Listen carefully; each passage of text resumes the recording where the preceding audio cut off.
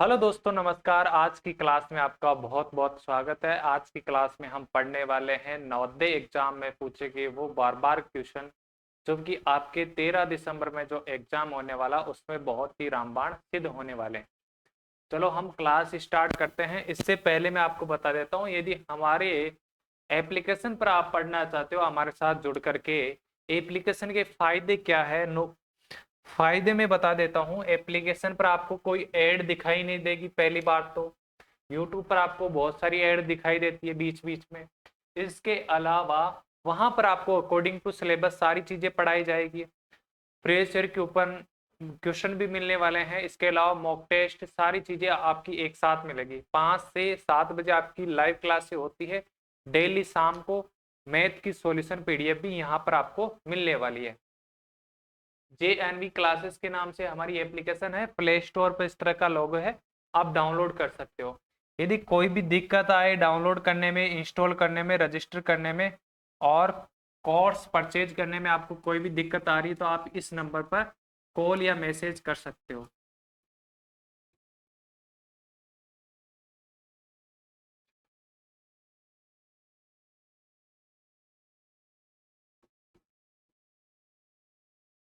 इस नंबर पर आप कॉल या मैसेज कर सकते हो और इसको सेव कर रखना है नंबर को आपको, जब तक कि आपका सिलेक्शन ना हो जाए। एक नंबर और दे रहा हूं, इस पर भी आप मैसेज कर सकते हो या कॉल कर सकते हो।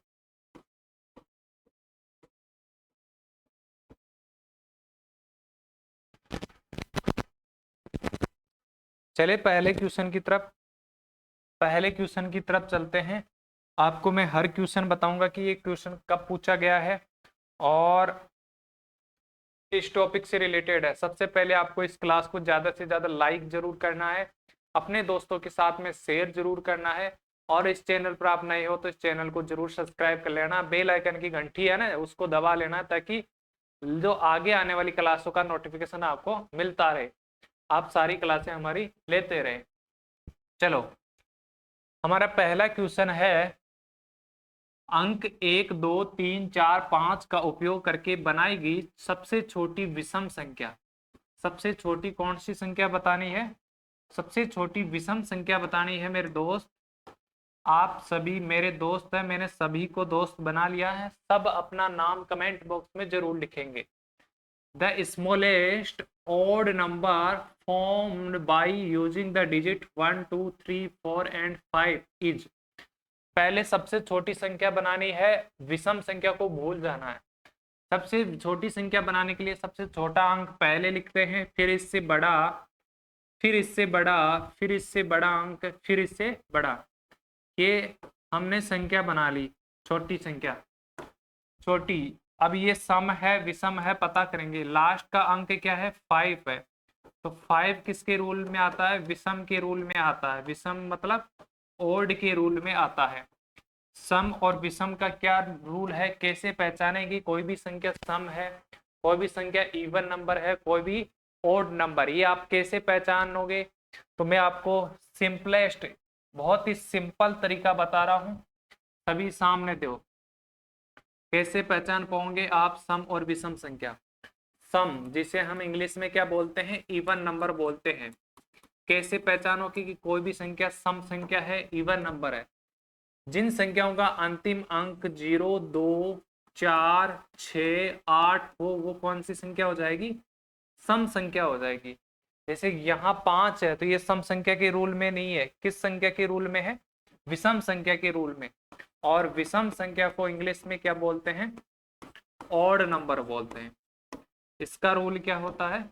लास्ट में क्या होना चाहिए? 1 3 5 7 9 होना चाहिए। यह आपको सम और विषम का कॉन्सेप्ट पता होना चाहिए कि सम संख्या विषम संख्या क्या होती है, कैसे पहचाने। तो कौन सा ऑप्शन खा रहा है? ऑप्शन नंबर 5 ए ऑप्शन हो रहा है ना, लास्ट में 5 है, ऑप्शन नंबर ए आंसर हो जाएगा। नेक्स्ट क्वेश्चन हमारा डेसिमल से रिलेटेड है। 2 दशमलव का गुणनफल, गुणनफल का मतलब गुणा करने पर यह आंसर आता है। गुणनफल किसे कहते हैं? गुणा करने पर जो आंसर आता है उसे हम गुणनफल बोलते हैं। गुणनफल का मतलब क्या होता है? गुणा करने पर जो फल प्राप्त होता है उसे हम गुणनफल कहते हैं। गुणा करने पर जो आंसर आता है या फल आता है उसे हम क्या कहते हैं, गुणनफल कहते हैं। तो यहाँ पर हमारे दो बॉक्स है, इधर कोई बॉक्स है और इधर कोई बॉक्स है, दोनों बॉक्स में दो दशमलव संख्या है, यदि इनको गुणा किया तो कितना आएगा, 14.837 आने वाला है। ठीक है, इनमें से एक संख्या क्या है, 4.01, एक डिब्बे में मैं लिख दूंगा 4.01, किसी भी एक डिब्बे में लिख देना। तो दूसरा दशमलव क्या होगा, दूसरे डिब्बे में कौन सी संख्या आएगी, खालिस्तान संख्या आएगी। तो खालिस्तान की जगह आपको ज्ञात करना है कि कौन सी संख्या आएगी।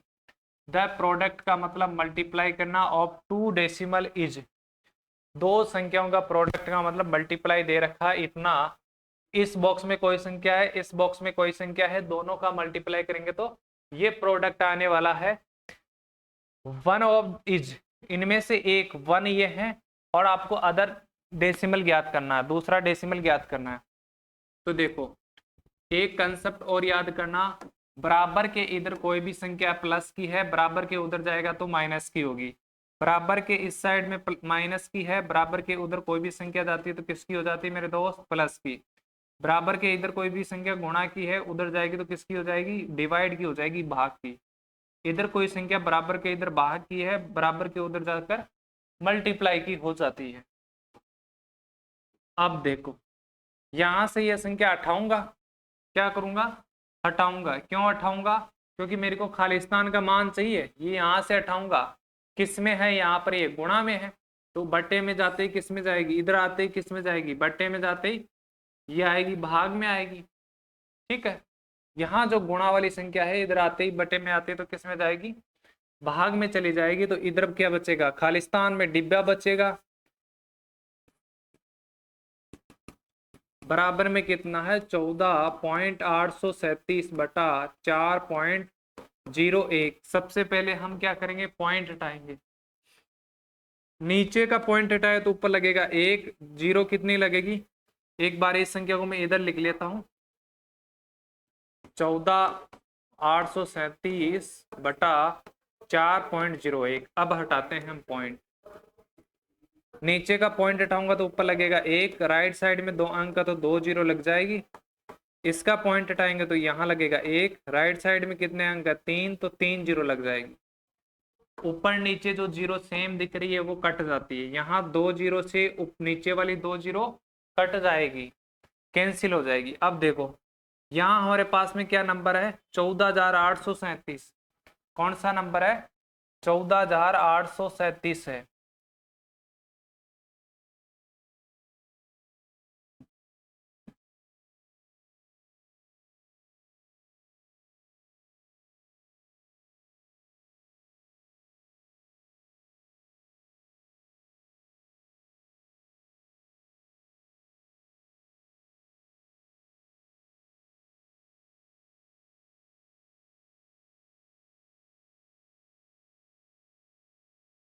यहाँ पर हमारे पास में है 14,837, इसमें किसका भाग देना है, नीचे वाली संख्या का 401 का भाग देना है।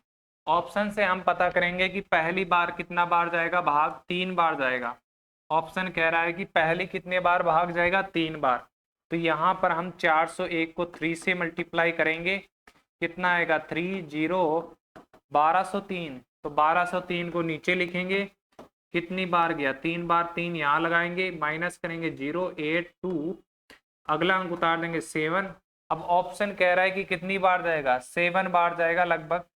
तो यहाँ देखो 7, तो 401 को किससे मल्टीप्लाई कर लो, 7 से मल्टीप्लाई करेंगे तो कितना आएगा, 7028, 7028 पूरा पूरा चला जाएगा जीरो। तो कितनी बार भाग गया, 437 बार भाग चला गया। अब नीचे जी को एक जीरो है तो ऊपर एक छोड़ करके पॉइंट लग जाएगा, आंसर कितना आएगा, 3.7 आ जाएगा। कितना आएगा मेरे दोस्त, 3.7। कौन सा ऑप्शन मैच खा रहा है, option number B right answer होगा। नेक्स्ट क्वेश्चन हमारा डेसिमल से रिलेटेड है। ये डेसिमल में संख्या दे रखी है, इसको आपको भिन्न में बदलना है। Has the same fraction as 1.25। देखो हमारे पास में क्वेश्चन दे रखा है 1.25। इसको मैं क्या लिख सकता हूँ, 1 को बिना पॉइंट वाले को अलग, प्लस का चिन्ह, पॉइंट वाले को संख्या को अलग लिख सकता हूँ। ठीक है, अब आपको पॉइंट वाली संख्या का पॉइंट हटाना है, बाकी को ऐसा का ऐसा लिखना है। यहाँ में पॉइंट 25 का मैं पॉइंट हटा रहा हूँ, तो पॉइंट के नीचे क्या आ जाएगा, एक, राइट साइड में कितनी जीरो आएगी, 2, क्योंकि 2 अंक है राइट साइड में। अब कट जाएगा, 25 का टेबल आता है, 25 एक कम 25, 25 चौका 100। यहाँ की तरह 1 प्लस ऊपर कितना बचा, 1/4। तो यहाँ पर बीच में किसका चिन्ह छुपा हुआ रहता है, प्लस का। तो कौन सा ऑप्शन हो जाएगा, option number A right answer हो जाएगा। आपको टेबल याद होने चाहिए मेरे दोस्त, 2 से लेकर 25 तक टेबल्स याद होने चाहिए। टेबल्स ऐसे याद नहीं होंगे, आप डेली लिखोगे टेबल्स को, रोजाना नियम बना लो, 2 से 25 तक आपको टेबल्स लिखना है। और रूल ये बना लो कि 1 डे, एक दिन मेरे को एक नया टेबल याद करना है। यदि एक नया टेबल याद ना हो तो 2 दिन से आप नया टेबल याद करने की कोशिश करो। चले अगले क्वेश्चन की तरफ। क्वेश्चन नंबर 4, नीचे दिए गए व्यंजक का मान बताना है। The value of the following expression. Root में 29 प्लस, फिर रूट में 39 प्लस, फिर रूट में आपका है 100। तो सबसे पहले लास्ट वाले को सरल करते हैं। इसके लिए आपको जरूरत पड़ने वाली है स्क्वायर की। 2 से लेकर 40 तक आपको स्क्वायर याद होना चाहिए। एक बार मैं बता देता हूँ स्क्वायर क्या होते हैं, जिसको नहीं पता इसको हिंदी में बोलते हैं वर्ग, इंग्लिश में बोलते हैं स्क्वायर। क्या होता है स्क्वायर, देखो मैं बोलूँ कि 2 का स्क्वायर क्या होता है, 2 का स्क्वायर का मतलब 2 की घात 2। ठीक है, जो ऊपर टोपी पहनाते हैं ना, इसको बोलते हैं स्क्वायर। 2 की टोपी पहना दी 2, तो 2 को खुद से 2 बार क्या करना है, मल्टीप्लाई, तो कितना आएगा 4। इसी प्रकार में पूछूं कि 10 का स्क्वायर बताओ बेटा, तो 10 का स्क्वायर क्या होगा, 10 × 10, कितना हो जाएगा 100। इसी प्रकार में पूछूं कि 7 का स्क्वायर बताओ, तो 7 × 7 बराबर 49। 7 को 7 से मल्टीप्लाई किया तो कितना आया 49। स्क्वायर का मतलब हो गया किसी भी संख्या का स्क्वायर पूछे उसी को आपको डबल बार मल्टीप्लाई करना है। जैसे 7 का स्क्वायर पूछे तो 7 को आप 7 से मल्टीप्लाई करोगे तो कितना आएगा 49। 10 का स्क्वायर पूछे तो 10 को आपको खुद से 10 से मल्टीप्लाई करेंगे तो कितना आएगा 100। इसी प्रकार आपको 6 का स्क्वायर पूछे तो 6 को 6 से मल्टीप्लाई कितना आएगा, तो 36 आने वाला है। अब यहाँ पर 100 की जगह मैं क्या लिख सकता हूँ, अंडर रूट 100 की जगह मैं 10 का स्क्वायर लिख सकता हूँ। एक चीज दिमाग में बिठा लेना कंसेप्ट की स्क्वायर से क्या कट जाता है, रूट कटता है। स्क्वायर से क्या कटता है, हमेशा रूट कट जाता है। इस बात को दिमाग में बिठा लेना। तो यहाँ पर कितना बचा 10, तो यहाँ इसका मान कितना आया 10। 39 + 10 कितना हुआ 39 + 10 तो कितना आया 49। 49 के रूट भी लगा है, रूट मैंने लगाया 49 और रूट की जगह रूट 49 की जगह मैं क्या लिख सकता हूँ 7 का स्क्वायर। यहाँ भी वही कहानी होने वाली है, स्क्वायर से क्या कट गया अंडर रूट, मान कितना आया 7। इधर है प्लस में 29 और ऊपर है आपका रूट, तो ऐड करेंगे तो कितना आएगा 36। 36 किसका स्क्वायर होता है 6 का स्क्वायर, ऊपर रूट, स्क्वायर से क्या कटेगा रूट, तो कितना बचेगा 6 आपका बचने वाला है। कितना बचेगा बेटा 6 बचने वाला है। 6 ऑप्शन नंबर 4 राइट आंसर होगा। कौन सा होगा, ऑप्शन नंबर 4 राइट आंसर हो जाएगा। नेक्स्ट हमारा क्वेश्चन है फ्रैक्शन से रिलेटेड, भिन्न से रिलेटेड हमारा क्वेश्चन है। क्वेश्चन क्या बोल रहा है, सबसे पहले ध्यान से क्वेश्चन पढ़ेंगे। भिन्नात्मक संख्याओं 6/10, 7/10, 27/10, 19/10 में बड़ी संख्या कौन सी है। The largest number among fractional number 6/10, 7/10, 27/10 और 19/10। तो बड़ी संख्या पता करेंगे, ग्रेटेस्ट नंबर हम लार्जेस्ट नंबर पता करेंगे। जब नीचे वाली संख्या बराबर हो तो छोटी और बड़ी का पता ऊपर वाली संख्या से करते हैं। जो ऊपर सबसे बड़ी संख्या होगी वही सबसे बड़ी फ्रैक्शन हो जाएगी। तो 27/10 इसका आंसर हो जाएगा। बड़ी पूछा है तो कितना आ जाएगा 27/10, 27/10 ऑप्शन हो जाएगा। यदि आप हमारी पुरानी क्लासें देखना चाहते हो, ये हमारी 43 नंबर की क्लास है, तो आपको जाना होगा यूट्यूब पर और यूट्यूब के सर्च में आपको सर्च करना होगा JNV 6th class space JNV space 6th class आपको सर्च करना होगा। जैसे मैंने सर्च किया फिर आपको एंटर दबा देना है। इसके बाद में जो पहला चैनल आएगा जवाहर नवोदय JNV के नाम से, इसको आप सब्सक्राइबर कर लेना, बेल आइकन की घंटी को दबा लेना। प्लेलिस्ट में आपको जाना है। प्लेलिस्ट में जाने के बाद में लास्ट की जो प्लेलिस्ट है नवोदय विद्यालय मैथ के लिए पुरानी हमारी जो 42 क्लासें है वो यहाँ पर मिलने वाली है। सारी चीजें यहाँ पर करवाई गई है, उनको भी आप देख सकते हो। ठीक है, चलो अब चलते हैं हम अगले क्वेश्चन की तरफ। नेक्स्ट क्वेश्चन है हमारा प्रॉफिट एंड लॉस से रिलेटेड। एक पुस्तक का क्रय मूल्य, एक पुस्तक का क्रय मूल्य कितना है 250 रुपया है। क्रय मूल्य कितना दे रखा है 250, तो यहाँ लिख देता हूँ एक पुस्तक का दे रखा है। एक पुस्तक का क्रय मूल्य कितना है, एक पुस्तक का क्रय मूल्य है 250 रुपया। क्रय मूल्य को इंग्लिश में क्या बोलते हैं CP, क्या बोलते हैं मेरे दोस्त, कॉस्ट प्राइस CP बोलते हैं। दुकानदार ऐसी 3 पुस्तकों को, कितनी पुस्तकों को, 3 पुस्तकों को 875 में बेचता है। बेचने का मतलब कौन सा मूल्य हो गया, विक्रय मूल्य। बेचने का मतलब कौन सा मूल्य, विक्रय मूल्य। तो कितनी बेच रहा है, 3 बेच रहा है, तो 3 का विक्रय मूल्य कितना है, 3 पुस्तकों का विक्रय मूल्य है 875। ठीक है, आपको बताना है कि लाभ हुआ हानि हुआ, ये बताना लाभ या हानि क्या हुआ है। The cost price of a book इतना है, कॉस्ट प्राइस जो कि मैंने लिख दिया CP इतना है। ए बुक का मतलब एक बुक का कॉस्ट प्राइस है। The shopkeeper sell 3 such books for 875, तो 3 बुक्स का ये हो जाएगा सेलिंग प्राइस, सेलिंग प्राइस ये हो जाएगा आपका। तो आपको प्रॉफिट एंड लॉस बताना है। देखो एक वस्तु का क्रय मूल्य देख रहा है, एक वस्तु को खरीदा मैंने 250 की और 3 को कितनी बेच दी 875 की। जब मैंने खरीदी एक की तो 3 थोड़ी बेच सकता हूँ, खरीदना भी मेरे को 3 पड़ेगा, है ना। जब मैंने 3 ये पेन बेचना होगा तो मेरे को 3 पेन क्या होगा, खरीदना होगा। इसी प्रकार एक का क्रय मूल्य 250 है तो 3 वस्तु का क्रय मूल्य कितना हो जाएगा, 3 पुस्तकों का क्रय मूल्य हो जाएगा, 3 से मल्टीप्लाई करेंगे। 250 को 3 से मल्टीप्लाई किया तो कितना आएगा, 0 का 0, 3 पंजे 15, हासिल 1, 3 दूनी 6 1 7। 750 में मैंने 3 पुस्तकों को खरीदा, 800 में 75 में बेचा। कम में बेचा या ज्यादा में, ज्यादा में मैं बेचा तो मेरे को लाभ हुआ, फायदा हुआ, लाभ हुआ। तो लाभ का सूत्र क्या होता है, विक्रय मूल्य माइनस क्रय मूल्य। लाभ का फॉर्मूला होता है विक्रय मूल्य माइनस क्रय मूल्य।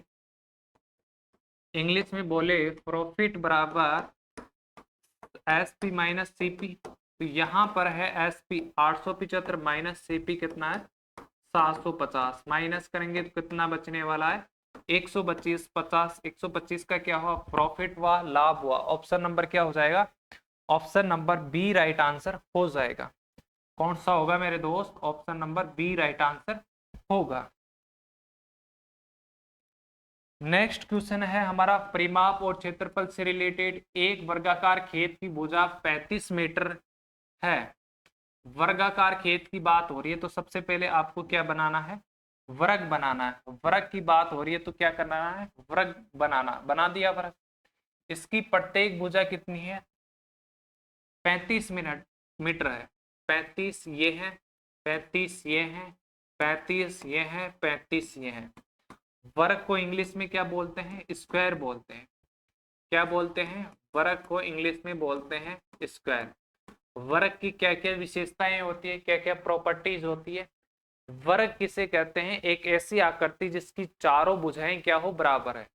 एक ऐसी फिगर जिसकी चारों साइड्स इक्वल हो, उसे हम कहने वाले हैं स्क्वायर। एक आपको 35 दे दी तो सारी 35 35 हो जाएगी, ठीक है। इसको हम कहने वाले हैं स्क्वायर। 5.25 रुपये प्रति मीटर, प्रति का मतलब 1 मीटर की दर से बाड़ लगाने की लागत ज्ञात कीजिए। देखो बाड़ कहाँ कैसे लगाते हैं, बाड़ लगाना देख लो कैसे लगाएंगे। बाड़ चारों तरफ लगेगी, यहां से स्टार्ट करेंगे, यहां से स्टार्ट करेंगे, ऐसे चलेंगे, ऐसे चलेंगे, ऐसे तरेंगे, ऐसे चलेंगे। बाड़ हमेशा चारों तरफ लगाई जाती है, ठीक है ना, सुरक्षा के लिए लगाई जाती है कि कोई अंदर ना घुसे। तो चारों तरफ, यहां से यहां तक की चारों तरफ की लंबाई को हम क्या बोलते हैं, परिमाप। किसका परिमाप, वृत्त का परिमाप। परिमाप का मतलब क्या होता है, चारों तरफ की लंबाई, चारों ओर की लंबाई को हम क्या बोलते हैं, चारों ओर की कुल लंबाई क्या कहलाती है, परिमाप कहलाता है। चारों ओर का जो माप होता है वो परिमाप कहलाता है। यहां पर तो परिमाप किसका निकालना है, वर्ग का परिमाप निकालना है। वर्ग का परिमाप का सूत्र क्या होता है, वर्ग का परिमाप का सूत्र होता है 4 गुणा भुजा।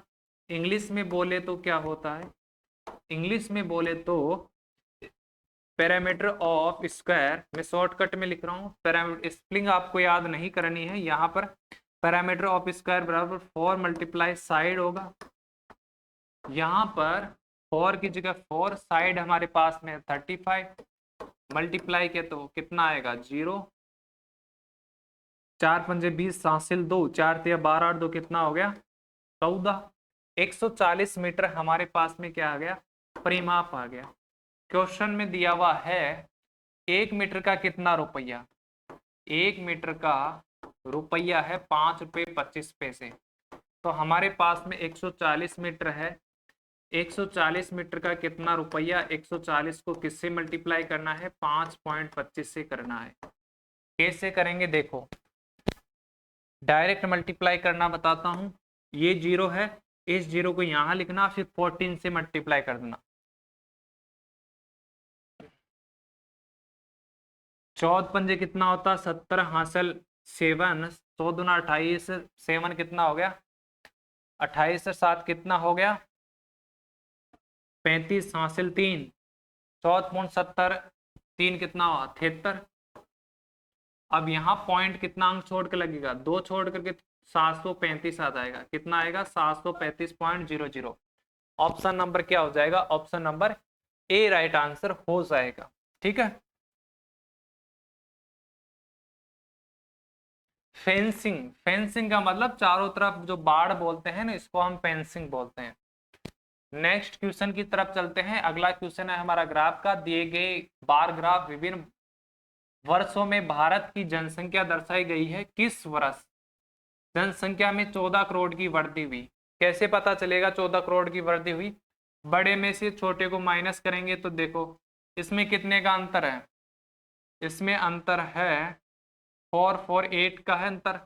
इसमें कितना अंतर है, इसमें 10 का अंतर है। इसमें कितना अंतर का, इसमें है 14 का। तो 14 करोड़ की वृद्धि इसी में हुई थी, 68 और 54, ठीक है ना। इसको माइनस करेंगे तो कितना आएगा 14, इसमें 14 जोड़ेंगे तो 68 आएगा। तो 14 करोड़ की वृद्धि किस में हुई, 1981 में हुई है। अगला क्वेश्चन है आपका कोणों से रिलेटेड, किससे रिलेटेड है, कोणों से रिलेटेड है। देखो कैसे करेंगे, in the figure given below A बराबर क्या है x है, b बराबर 2x और c बराबर दे रखा है 3x, then the find the value of greatest angle. Greatest angle हमारे पास c है, इसको बताना है। c का मान नीचे दी गई आकृति a बराबर x, b बराबर 2x, c बराबर 3x है। तो सबसे बड़े कोण को ज्ञात करना है। सबसे बड़ा कोण c है। a बराबर में क्या लिखना है x, b बराबर क्या लिखना है 2x और c बराबर क्या लिखना है 3x। यहां से यहां तक का टोटल कोण कितना होता है 180 डिग्री। तो तीनों को जोड़ना होगा, 3x plus 2x plus x बराबर 180।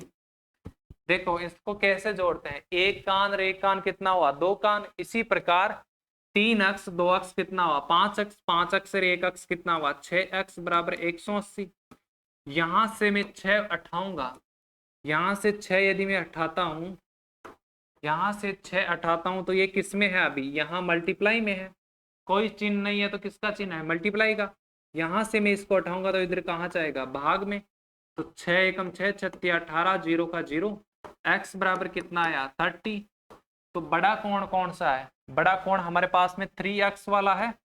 x का मान कितना आया, 30। तो x की जगह आपको 30 रखना है। 30 को 3 से मल्टीप्लाई कितना आया, तो 90। ठीक है ना। ऑप्शन नंबर क्या आने वाला है, option number B right answer होगा। अगला क्वेश्चन है क्वेश्चन नंबर 10। 12 तथा 15 के सर्वनिष्ठ गुणनखंड आपको बताना है। सर्वनिष्ठ का मतलब कॉमन फैक्टर, दोनों में जो कॉमन हो वो आपको बताना है। समान कौन सा है, समान कौन सा है। देखो 12 के गुणनखंड निकालेंगे सबसे पहले।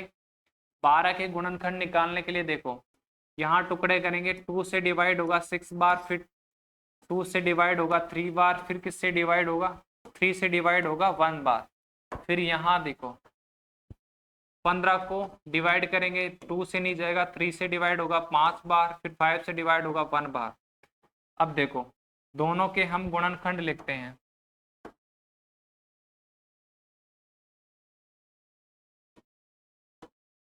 पहले हैं 12 के गुणनखंड।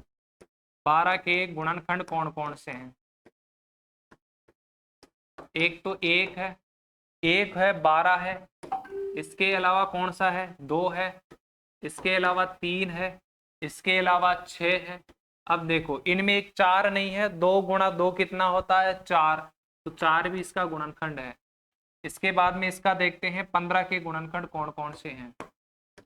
15 के